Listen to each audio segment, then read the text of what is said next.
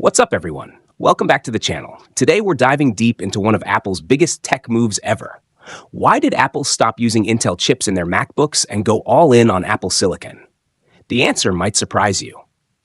If you love tech breakdowns like this, smash that like button, subscribe, and let's get into it. We are presenting 5 facts. Fact number 1, the Intel era begins. In 2005, Apple made a massive shift by replacing PowerPC chips with Intel processors in its Mac computers. This move was driven by performance and efficiency needs. Intel chips at the time were faster, cooler, and more power efficient, helping Apple keep up with rapidly evolving Windows PCs. This partnership brought smoother software compatibility, allowed Macs to run Windows via Boot Camp, and enabled Apple to appeal to a broader user base. But it wasn't a forever solution. Cracks began to show as Intel's innovation slowed.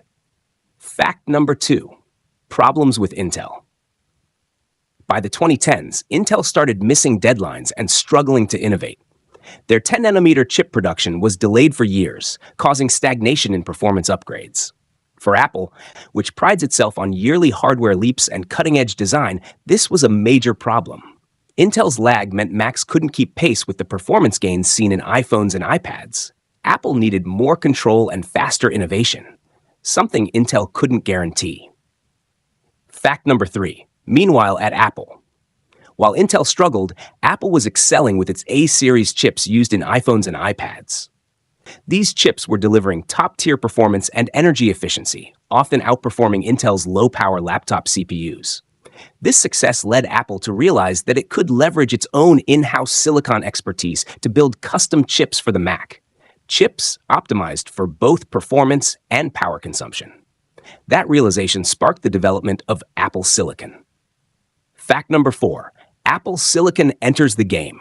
In 2020, Apple unveiled the M1 chip, its first Mac processor built in-house.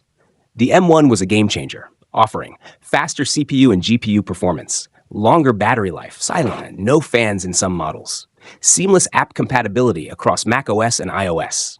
This all-in-one chip architecture, called SoC or System on a Chip, transformed the Mac experience. Intel simply couldn't offer this level of power efficiency or integration. Fact number 5, it's all about control. By designing its own chips, Apple gained full control over the hardware and software ecosystem. That meant better performance optimization, tighter security, and unified app experiences across iPhone, iPad, and Mac. Developers can now build apps that work across all Apple platforms with minimal effort. It also ensures Apple can innovate at its own pace without waiting on Intel's release cycles. Number 6, final thoughts. So why did Apple stop using Intel? Because they outgrew them. Apple Silicon is faster, more efficient, and unlocks the ecosystem of the future. Intel was holding them back.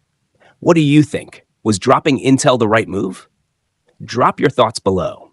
If this helped you understand the shift, hit that like button, sub for more tech content, and I'll see you in the next one.